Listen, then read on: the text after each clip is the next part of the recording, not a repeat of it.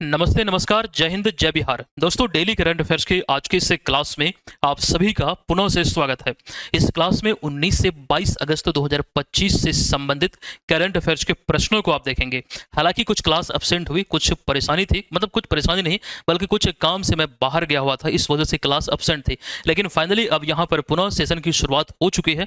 जो प्रश्न या फिर जो खबरें छूट चुकी है उसको हम इस सीरीज में कवर करेंगे। फिलहाल यहाँ पर आज के इस क्लास में हमेशा की तरह बिहार राष्ट्रीय और अंतर्राष्ट्रीय तीनों खबरों का संकलन होगा और हमेशा की तरह बिहार के आगामी प्रतियोगी परीक्षाओं को लेकर कंप्लीट जानकारी यहां पर विस्तार पूर्वक मैं आपको देने वाला हूं। तो पूरे सेशन को आप सभी लोग ध्यान पूर्वक देखेंगे।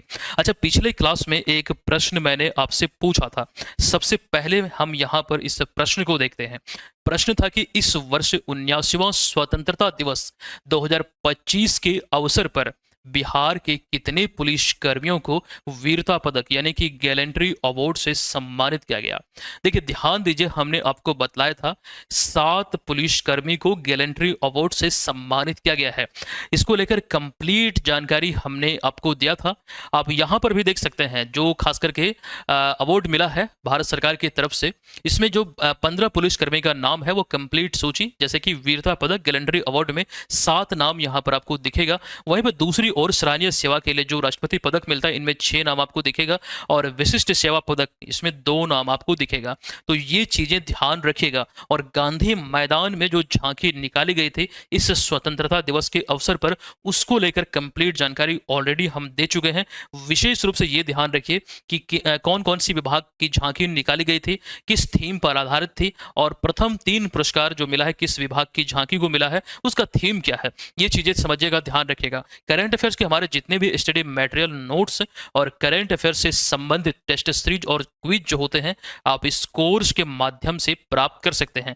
अभी बिहार में जितनी वैकेंसी आई है, आपको सुनियोजित तरीके से कंप्लीट जो नोट्स है, कंप्लीट जो प्रिपरेशन को लेकर उसका पैकेज है, वो सभी आपको एप्लीकेशन पे, चाहे वो कोई भी एग्जाम हो, बिहार जीविका, बिहार एसएससी सीजीएल, आगामी बीपीएससी 71वीं वाला और इसके अतिरिक्त जितने भी एग्जाम है जो बिहार में आयोजित होंगे, कंप्लीट जो पैकेज है, ये तमाम जो पीडीएफ हमारे नए नए लॉन्च होते रहते हैं, ये सभी आपको उस कोर्स में मिल जाएगा। दोस्तों, आज के इस क्लास की हम शुरुआत करें। एक महत्वपूर्ण जानकारी आप सबों को दे दूं।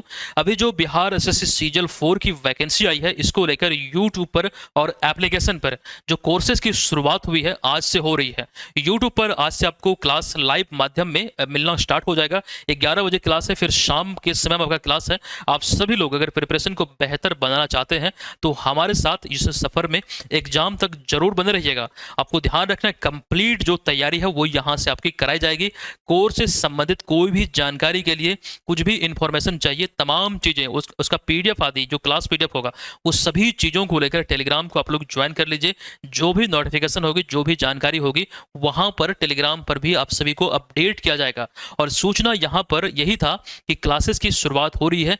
डेडिकेशन से प्रिपरेशन को बेहतर बनाने की दिशा में आप लोग जरूर हमसे जुड़िएगा। और एक बात ये ध्यान रखिएगा, ये लंबा समय जो हमें लगा है टीम बनाने में, अब यहाँ पर ये दर्शाता है कि हम इतने दिनों से जो टीम को लेकर मतलब जो प्रयास कर रहे थे कि कंटेंट जो हमारी वो पहली जिम्मेदारी है, कंटेंट में कोई भी कमी नहीं हो, तो उस प्रकार से चीज़ों को बेहतर तरीके से आपको देने की दिशा में मैं ये स्वीकार करता हूँ कि थोड़ी देरी जरूर हुई है, लेकिन कंटेंट आपको बेहतर गुणवत्तापूर्ण आपको मिल रहा है और मिलेगा एक्चुअली में। ठीक है, ये हमारा प्रयास रहेगा कि चीज़ें बेहतर दें और आपकी सफलता सुनिश्चित हो। आप लोग YouTube पर फ्री क्लासेस को देखिए, वहां पर कुछ चीजें सीमित जरूर रहेगी, लेकिन एप्लीकेशन पे प्रॉपर वे में आपको मिलेगी। YouTube पर क्लासेस देखने के बाद आप ये निर्धारण करेंगे कि हमें इसका पेड कोर्स लेना चाहिए या फिर नहीं। पेड कोर्स में कंप्लीट चीजें आपको पढ़ाई जाएगी, पूरा का पूरा सिलेबस होगा और उसका आपको प्रैक्टिस भी करवाया जाएगा, PYQ भी होगा, लाइव सेशन के माध्यम से डाउट क्लासेस भी आपकी होंगी।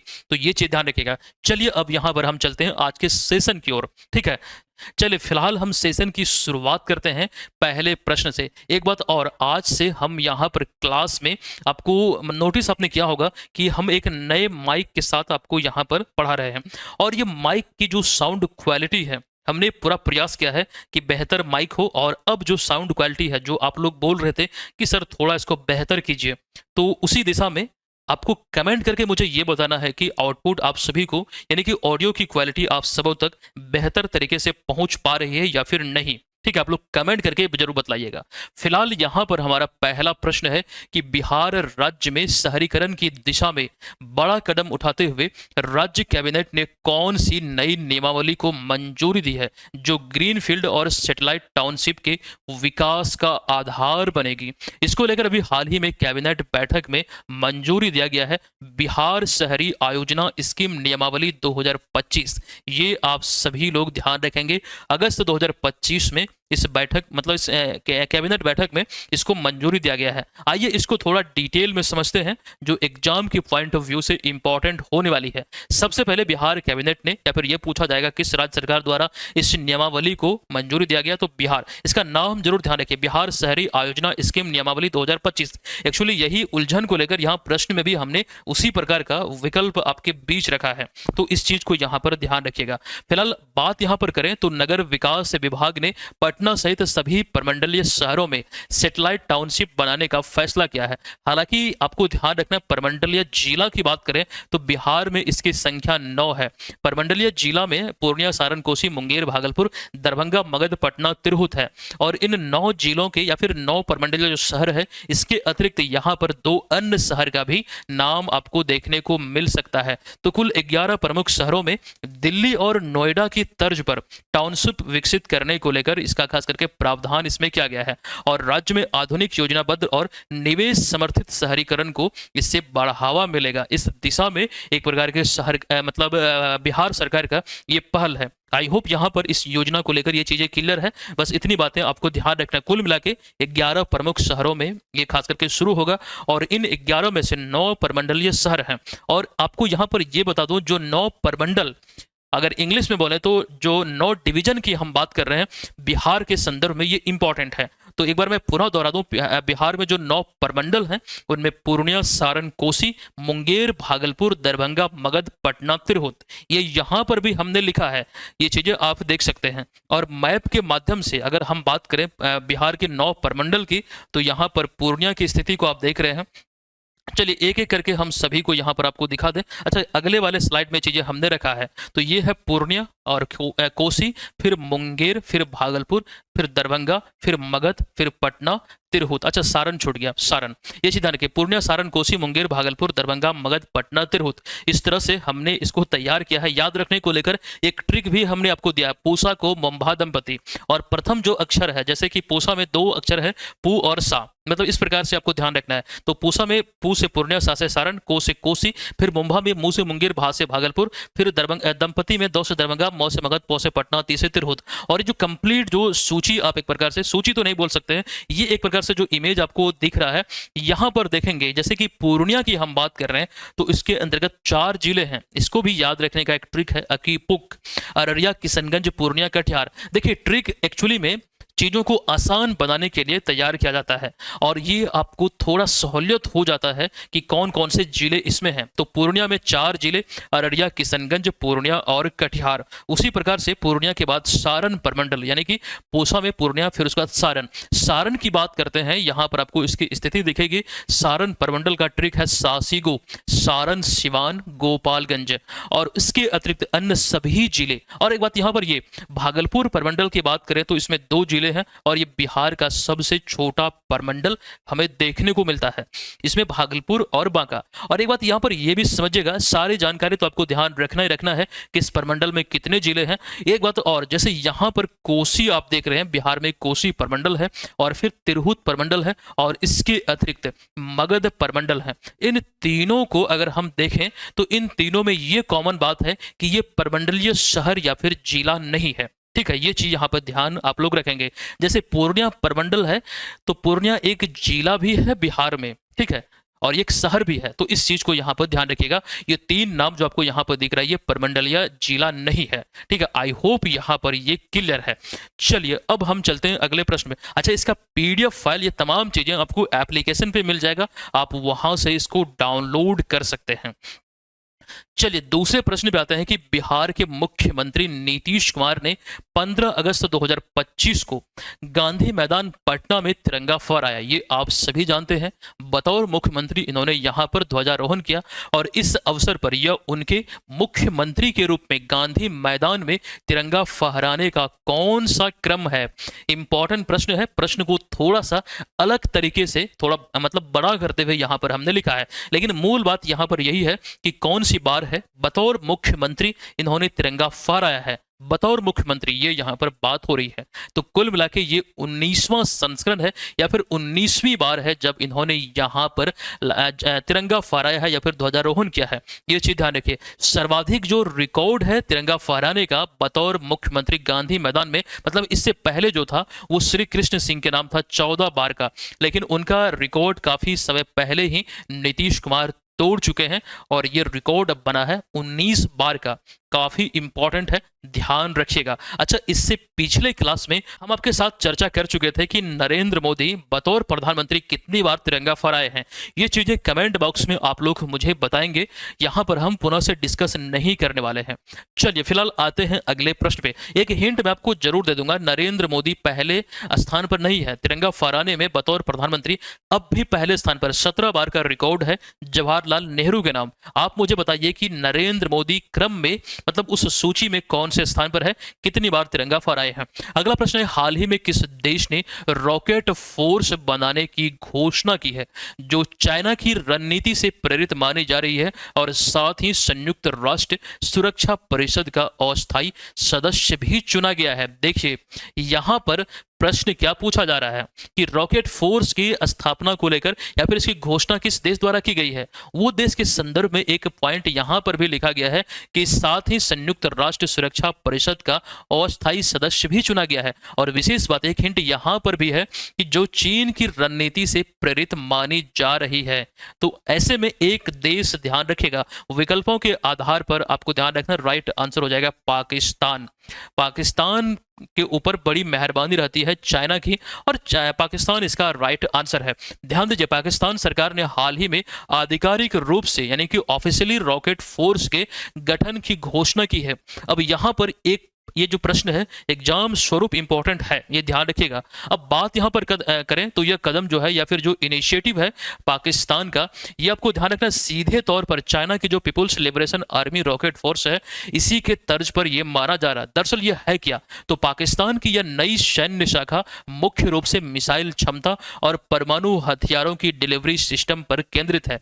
मूल बात यहां पर यह है कि रक्षा तंत्र को मजबूत करने की दिशा में पाकिस्तान सरकार ने यह कदम उठाया है और हो सकता है कि भारत से डर, मतलब जो माहौल बना था उस समय ऑपरेशन सिंदूर के समय, हो सकता है कि आने वाले कुछ खतरों को मतलब आकलन उनका करते हुए पाकिस्तान ने इस तरह का बड़ा कदम उठाया। पाकिस्तान को सबसे बड़ा खतरा जो है वो भारत से ही है। मतलब अगर युद्ध होती है बड़े पैमाने पे तो बड़ा नुकसान का सामना पाकिस्तान को करना पड़ सकता है। ऑपरेशन सिंदूर के समय पाकिस्तान ने ये चीजें बखूबी देखा और हम सभी ने सोशल मीडिया के माध्यम से वो वीडियो क्लिप आदि हमने देखा था। तो फिलहाल एक बात ये ध्यान रखिए, यहाँ पर किसी भी देश की बात करें तो अपने रक्षा तंत्र को मजबूत करने की दिशा में वर्तमान समय में जो होड़ लगी हुई है, मतलब यहाँ पर उसी का एक प्रमाण आप पाकिस्तान के दृष्टिकोण से देख सकते हैं। और इसमें आपको ध्यान रखना है कि सहयोगी देश कौन है, तो चाइना है। चाइना पहले से भी पाकिस्तान का सहयोगी रहा है और ये संभावना है कि टेक्नोलॉजी यानी कि तकनीकी और रणनीतिक मदद भी चाइना से पाकिस्तान को मिल रही है। एक्चुअली मिलती जरूर है, मतलब मिल रही होगी। ये चीजें यहाँ पर आप लोग ध्यान रखिए। पाकिस्तान के संदर्भ में एक चीजें यहाँ पर अभी प्रश्न में हमने शामिल किया था कि संयुक्त राष्ट्र सुरक्षा परिषद यानी कि यूएनएससी का यह अस्थायी सदस्य चुना गया है, जिससे उसकी अंतर्राष्ट्रीय पहचान में थोड़ी बहुत जो प्रतिष्ठा है उसमें थोड़ी बहुत वृद्धि हुई है। ये आप मान सकते हैं। यहाँ पर एक खास करके अस्थायी सदस्य के रूप में चुने गए, हालांकि कार्यकाल समाप्त होने के कगार पर है। आइए ये चीजें यहाँ पर हम आगे देखते हैं। देखिए एक जानकारी और फिलहाल हम आपको दे दें, अभी हाल ही में दक्षिण एशिया की, ये भी प्रश्न पाकिस्तान से ही संबंधित है और एक बड़ा पहल है। पाकिस्तान ने यहाँ पर क्या किया है, दक्षिण एशिया की ये पहली ट्रैकलेस ट्राम है, ये सेवा का शुरुआत किया है। कहाँ पर, तो लाहौर से। ये आप देख सकते हैं, ये ट्रेन की तरह दिखता है, डब्बे की आकृति वाला ट्रेन, मतलब ट्रेन नहीं बोल सकते हैं, ये ट्रैकलेस है। मतलब यहाँ पर ट्रैकलेस है, मतलब जिस प्रकार से ट्रेन में जो ट्रैक होती है वो बिना ट्रैक के ही चलती है, जो निर्देशित गाइडलाइन मतलब जो होता है, यहाँ पर वो हमने चीजें लिखा भी है, ये चाइना की तकनीक से विकसित है। और बात करें तो इसमें रेल ट्रैक की आवश्यकता नहीं होती है, ये सड़क पर बनी विशेष गाइडेड लेन पर चलती है। ये चीज ध्यान रखिए, ये चर्चाएं हम कर चुके हैं। भारत में 2018 में केरल सरकार ने कोच्चि में इस प्रोजेक्ट को लेकर खास करके इसका प्रस्ताव रखा था, हालांकि वो शुरू नहीं हो पाया। तो पहली दक्षिण एशियाई अगर हम देशों की बात करें, साउथ एशियन देश, तो पाकिस्तान है। एक बात और, पाकिस्तान को लेकर जो हमने गैर अस्थायी सदस्य की बात किया था यूएनएससी को लेकर, यहां पर आप देख सकते हैं कि हाल ही में संयुक्त राष्ट्र महासभा ने, यहां पर ध्यान दीजिए कि 5 देशों को संयुक्त राष्ट्र सुरक्षा परिषद यानी कि यूएनएससी के गैर अस्थायी सदस्य के रूप में चुना है। और इन देशों में बहरीन, कोलंबिया, कांगो लोकतांत्रिक गणराज्य, इसके अतिरिक्त आपको ध्यान रखना लातविया और लाइबेरिया, ये नए सदस्य, और इनका कार्यकाल शुरू होगा, आपको ध्यान रखना 1 जनवरी से, यानी कि 1 जनवरी 2026 से। ये सदस्य जो 5 हम बात कर रहे हैं, तो ये नए गैर अस्थायी सदस्य 2 साल के लिए चुने गए हैं या फिर चुने जाते हैं। और ये सभी देश जो यहाँ पर आप नाम देख रहे हैं, ये 2026 से 27 यानी कि 1 जनवरी 2026 से 31 दिसंबर 2027 तक के लिए यहाँ पर इसमें शामिल है। अच्छा, ये देश आपको ध्यान रखना है, स्लोवेनिया, दक्षिण कोरिया, गुयाना, अल्जीरिया और सियरा लियोन का स्थान लेंगे, जिनका कार्यकाल 31 दिसंबर को समाप्त होगा। ये चीज यहां पर समझना है, ध्यान रखना है। एक चीज यहां पर हमने पाकिस्तान को लेकर जो चर्चा किया था, यहां पर वो चीजें आप देख सकते हैं। संयुक्त राष्ट्र सुरक्षा परिषद का अस्थायी सदस्य चुना गया है। अच्छा, यहां पर एक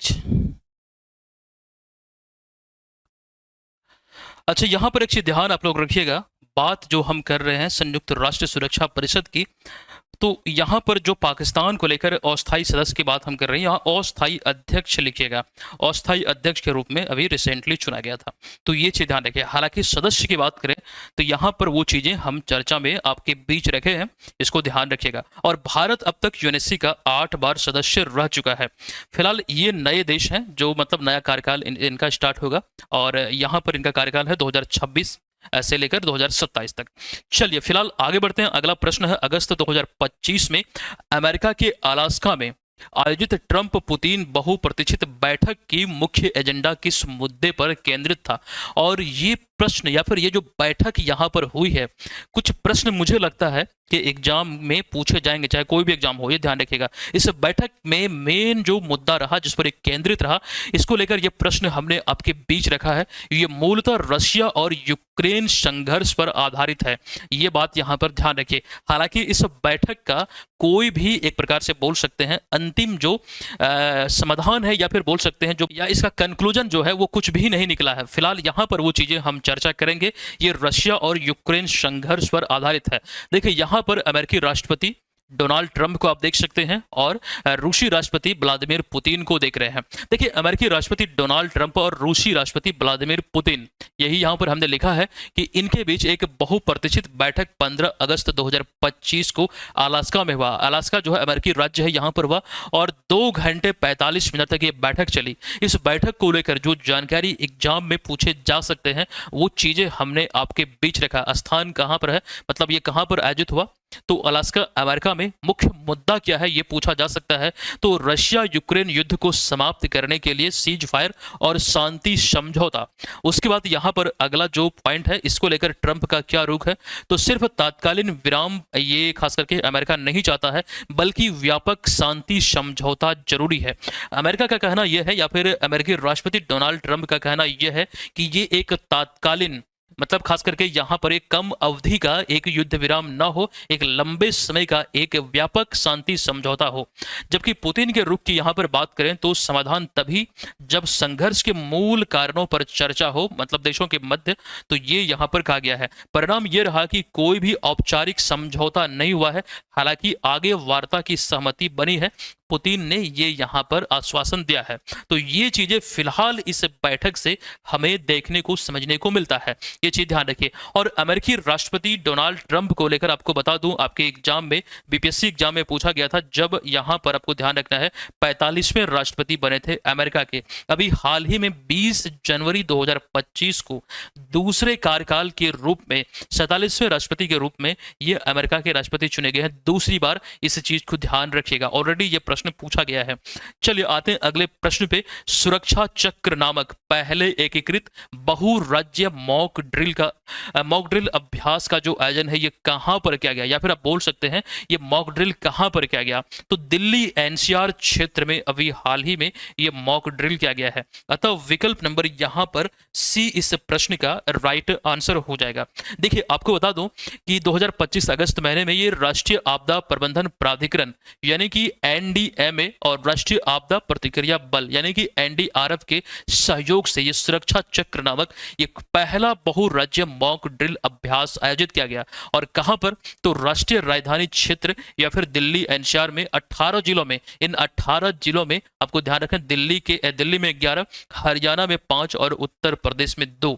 मतलब इस क्षेत्र में कुल मिलाकर दिल्ली एनसीआर में 18 जिलों पर यहां पर खास करके ये आयोजित हुआ है। तो 55 से अधिक स्थान इसको लेकर मतलब चुना गया था, जहां पर इन खास करके 18 जिलों की जो हम बात कर रहे हैं तो उन 18 जिलों में से 55 जगह पर ये मॉक ड्रिल आयोजित किया गया। और ये पहला संस्करण है, इस तरह का जो पहल है वो पहली बार दिल्ली एनसीआर में किया गया है। और यहाँ पर आपको ध्यान रखना है इसका मुख्य उद्देश्य विभिन्न आपदा स्थितियों जैसे मूल रूप से जो अर्थक्वेक आता, भूकंप आता है, फ्लड और इसके अतिरिक्त औद्योगिक घटनाएं, आतंकवादी हमले, ये सभी के दौरान आपको ध्यान रखना है कि राज्यों के बीच समन्वय यानी कि कोऑर्डिनेशन और तत्काल प्रतिक्रिया क्षमता की जांच करना और विशेष रूप से इसी को ऑपरेट करने की दिशा में एक मॉक ड्रिल यहां पर किया गया। इसमें दिल्ली, हरियाणा, उत्तर प्रदेश और राजस्थान की राज्य आपदा प्रबंधन प्राधिकरणों, पुलिस बलों और स्वास्थ्य सेवाओं ने भाग इसमें लिया था। ये चीजें फिलहाल ध्यान रखें। और इस मॉक ड्रिल का नाम क्या है? क्योंकि ये पहला एडिशन है,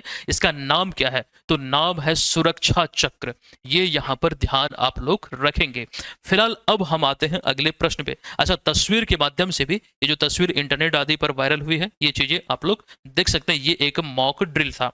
चलिए, मॉक ड्रिल क्या होता है ये चर्चाएं हम कर चुके हैं। आप सभी को मालूम है कि खास करके यहाँ पर जो भारत में जम्मू कश्मीर में पहलगाम में जो आतंकवादी हमला हुआ था, इसके परिणाम स्वरूप जो ऑपरेशन सिंदूर भारत सरकार द्वारा संचालित हुआ उससे पहले मॉक ड्रिल आयोजित होना था। ये चीजें आप लोगों को मालूम है, ठीक है। बिहार में भी कई जिलों में आयोजित हुआ था और हमने आपको पढ़ाया है। फिलहाल अगला छठा प्रश्न है कि भारत को 2026 में किस देश के बोगोटा अंतरराष्ट्रीय पुस्तक मेला यानी कि बोगोटा इंटरनेशनल बुक फेयर में मुख्य अतिथि देश यानी कि गेस्ट ऑफ ऑनर के रूप में नामित किया गया है? ध्यान रखिए अपना देश भारत को। एक सेकंड यहाँ पर, अच्छा एक बात और, अच्छा प्रश्न ही पूछा गया था भारत को किस देश में 2026 में किस देश में बोगोटा अंतर्राष्ट्रीय पुस्तक मेले में मुख्य अतिथि के रूप में नामित किया गया है? तो इस देश का नाम क्या है? राइट आंसर होगा कोलंबिया। ये ध्यान रखिएगा, विकल्प नंबर बी इस प्रश्न का राइट आंसर हो जाएगा। आइए यहाँ पर आपको जानकारी दे दूं, 2026 में कोलंबिया की राजधानी बोगोटा में होने वाले अंतर्राष्ट्रीय पुस्तक मेले में भारत को गेस्ट ऑफ ऑनर के रूप में आमंत्रित किया गया है। और यह निर्णय भारत और कोलंबिया के बीच सांस्कृतिक और साहित्यिक आदान प्रदान को मजबूत करने की दिशा में मतलब इस उद्देश्य लिया गया है। बोगोटा पुस्तक मेला लैटिन अमेरिका का एक प्रमुख साहित्यिक आयोजन है जो हर साल, ये एक वार्षिक आयोजन है जो यहाँ पर आयोजित होता है। यहाँ पर हमने एक शब्द का प्रयोग किया है लैटिन अमेरिका। कई लोग इसको लेकर कंफ्यूज होते हैं कि सर लैटिन अमेरिका क्या है? अमेरिका तो समझते हैं लेकिन लैटिन अमेरिका क्या है? तो लैटिन अमेरिकी जो देश है उसको लेकर एक शब्द प्रयोग किया जाता है लैटिन अमेरिका। देखिए यहाँ पर इसको हमने आसान शब्दों में लिखा है कि लैटिन अमेरिका एक भौगोलिक और सांस्कृतिक क्षेत्र है जिसमें अमेरिका के महाद्वीप, जिसमें आपको ध्यान रखना नॉर्थ अमेरिका और साउथ अमेरिका का क्षेत्र इसमें मूलतः आता है। और इसमें भी वो देश जहां पर आपको ध्यान रखना है मुख्य रूप से लैटिन भाषाएं बोली जाती है जिसमें स्पेनिश, पुर्तगाली और फ्रेंच आदि शामिल हैं। तो वैसे देशों को लैटिन अमेरिकी देश की संज्ञा दिया गया है। आई होप अब यहाँ पर ये चीजें क्लियर है, इसको ध्यान रखिएगा। पुस्तक मेले को लेकर अगर कुछ बातें यहाँ से और भी निकल कर आएगी तो वो चर्चाएं हम करेंगे, फिलहाल यहाँ पर इतना ध्यान रखना है। चलिए आते हैं अगले प्रश्न पे। भारत के 79वें स्वतंत्रता दिवस 2025 की थीम क्या थी जिसे सरकार ने विकसित भारत 2047 के विजन से जोड़ा है? 79वां स्वतंत्रता दिवस का थीम क्या है? कई सारे प्रश्न स्वतंत्रता दिवस को लेकर मुझे लगता है कि ये 10 से 12 प्रश्न हम ऑलरेडी आपको करवा चुके हैं। अब यहाँ पर थीम को लेकर एक प्रश्न आपके बीच हमने रखा है, तो नया भारत, न्यू इंडिया इसका निर्धारित थीम है। विकल्प नंबर बी इस प्रश्न का करेक्ट आंसर है। ये चीजें यहाँ पर आप लोग ध्यान रखिएगा। आते हैं अगले प्रश्न पे। 15 अगस्त 2025 को प्रधानमंत्री नरेंद्र मोदी ने भारत का अब तक का सबसे लंबा स्वतंत्रता दिवस भाषण दिया है, और यह भाषण कितने समय का था, ये चर्चा हम इस क्लास में ऑलरेडी कर चुके हैं। लेकिन एक प्रश्न के रूप में अगर हम देखें तो ये लंबा भाषण 103 मिनट का है। इसे आपको यहाँ पर जैसे मिनट में लिखा गया है, ये आपसे घंटा में भी पूछा जा सकता है। तो एक घंटे में 60 मिनट होता है, आप लोग कन्वर्ट कर लीजिए कि 130 मिनट बराबर कितना घंटा होता है। चलिए, आई होप अब तक आप कर चुके होंगे। ध्यान रखिए, ये अब तक का भारत के स्वतंत्रता दिवस के इतिहास में ये सबसे लंबा भाषण रहा, जो 15 अगस्त 2025 को लाल किले से प्रधानमंत्री नरेंद्र मोदी ने ये यहां पर दिया है। और ये ध्यान रखिए, 103 मिनट की अवधि का लगभग आपको ध्यान रखना है, 1 घंटा 43 मिनट ये भाषण चली, और ये सबसे लंबा भाषण। इससे पहले भी नरेंद्र मोदी ने 2024 में सबसे लंबा भाषण दिया था, जो 98 मिनट का था। ठीक है, ये यहां पर ध्यान रखिए। 15 अगस्त 2025 को प्रधानमंत्री नरेंद्र मोदी ने लगातार 12वीं बार लाल किले के प्राचीर पर तिरंगा फहराया है। ये चीजें ध्यान आपको रखना है। देखिए, कई लोग यहाँ पर कई प्रकार के कमेंट करेंगे, इन सभी बातों को इग्नोर करते हुए।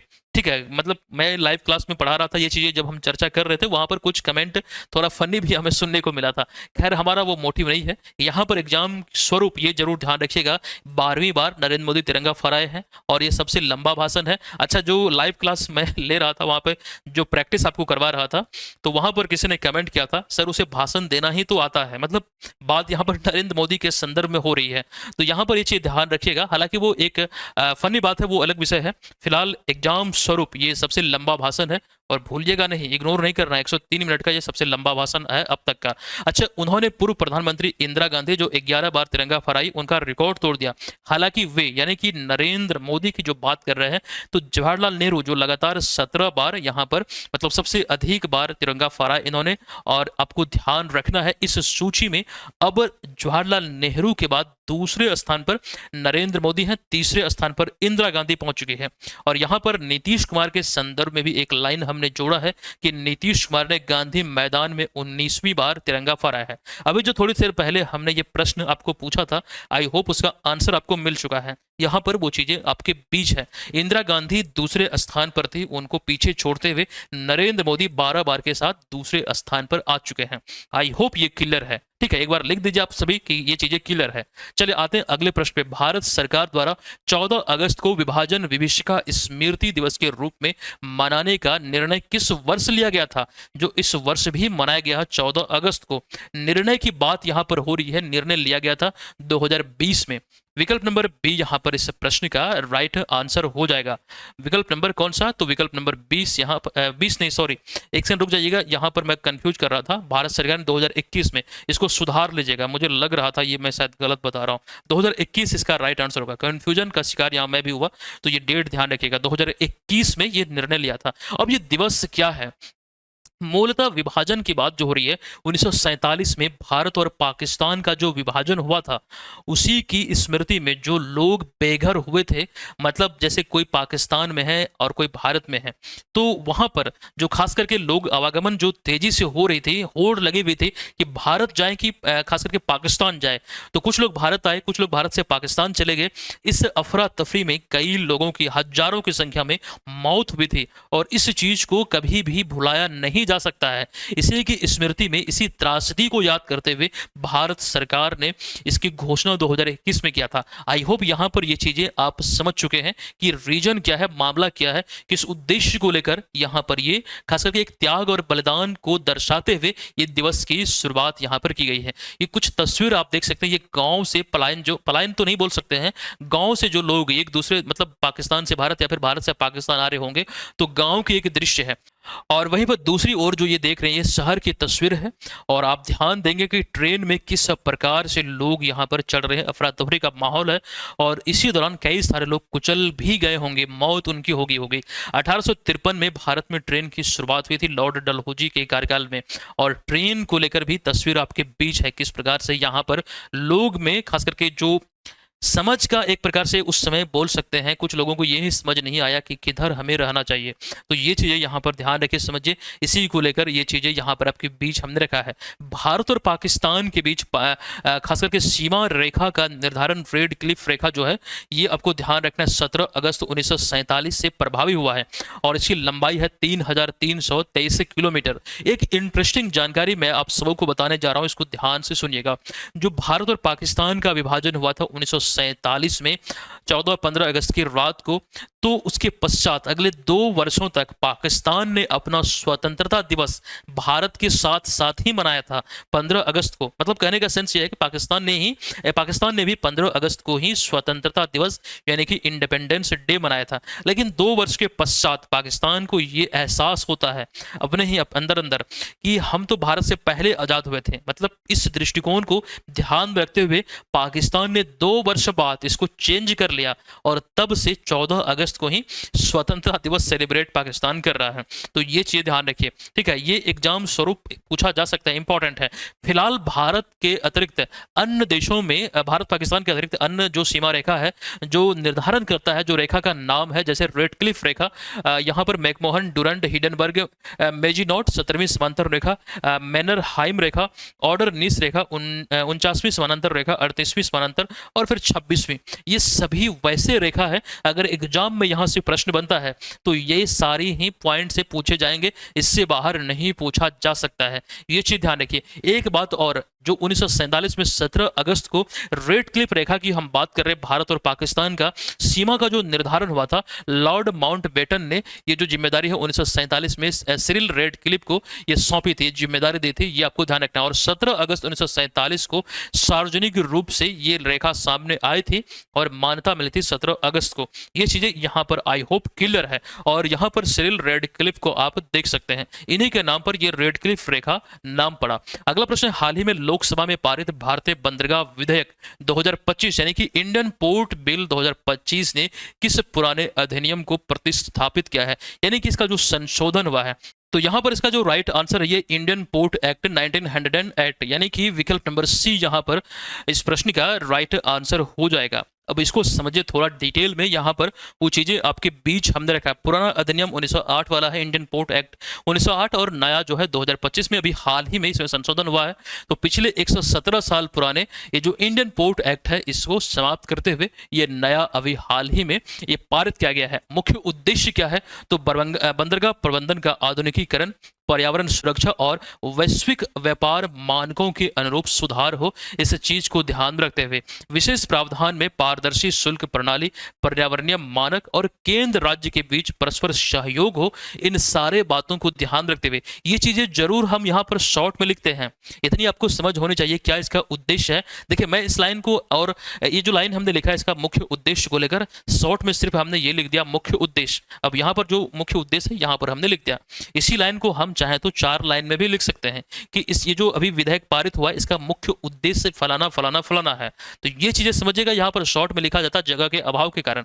ये चीजें इंपॉर्टेंट है, ध्यान आपको रखना पड़ेगा। 1908 में एक प्रश्न मुझे यहाँ पर समझ में आता है, 1908 में जब ये पारित हुआ था इंडियन पोर्ट एक्ट, इंपॉर्टेंट है, ध्यान से सुनिएगा। उस समय भारत यानी कि ब्रिटिश भारत की बात करें तो यहां पर आपको ध्यान रखना है कि देश में वायसराय लॉर्ड मिंटो द्वितीय थे। 1905 से 1910 इनका कार्यकाल था। तो उसमें भारत में ब्रिटिश शासन था, ब्रिटिश शासन काल के दौरान ये शुरू हुआ था। ये चीजें ध्यान आप लोग रखेंगे। चलिए फिलहाल चलते हैं अगले प्रश्न पे। 19वें स्वतंत्रता दिवस 2025 पर भारतीय राष्ट्रीय राजमार्ग प्राधिकरण ने कितने टोल प्लाजा पर फास्टैग वार्षिक यानी कि एनुअल पास जो है फास्टैग का ये शुरू किया है। ये चर्चाएं हम कर चुके थे जब घोषणा हुई थी, हमने आपको बतलाया था 15 अगस्त से ये शुरू होगा, ये लागू होगा। तो फिलहाल यहां पर लागू हो चुका है। कुल मिला के आपको ध्यान रखना है 1150 टोल प्लाजा पर। विकल्प नंबर यहां पर बी इस प्रश्न का राइट आंसर हो जाएगा। देखिए वो चीज़ें यहाँ पर हमने लिखा है 15 अगस्त को फास्टैग वार्षिक पास सुविधा शुरू हुई है। लॉन्च जो हुआ है 15 अगस्त को 19वां स्वतंत्रता दिवस अवसर पर। संस्था कौन है, तो भारतीय राष्ट्रीय राजमार्ग प्राधिकरण अर्थात NHAI, इंग्लिश में national highway authority of India. नई सुविधा का नाम क्या है, तो फास्टैग एनुअल पास।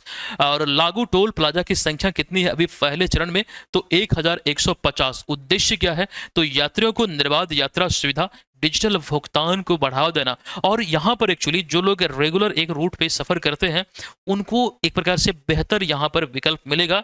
जो टोल प्लाजा पर देरी लगती है यहाँ पर टोल कटाने में, तो उससे उसको छुटकारा मिलेगा।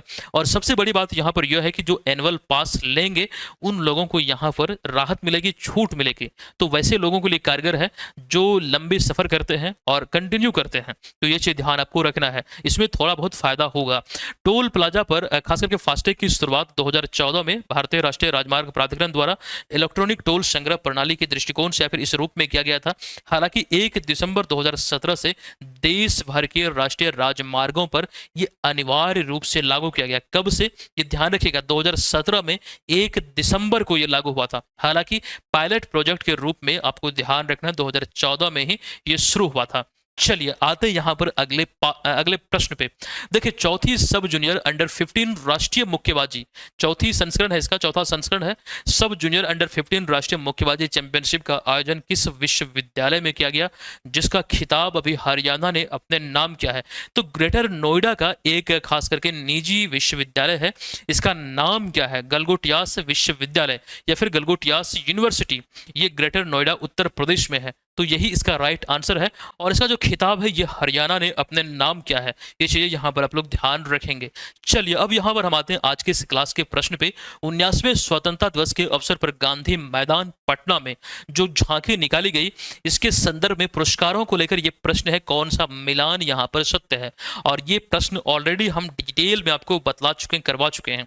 आप लोग मुझे बताएंगे इसका राइट आंसर क्या होगा। और कोर्स से संबंधित कुछ जानकारी आप समूह को दे दूं, हमारे तमाम जो करंट अफेयर्स के मटेरियल है आप इस कोर्स के माध्यम से प्राप्त कर सकते हैं, ये चीज़ ध्यान रखिएगा।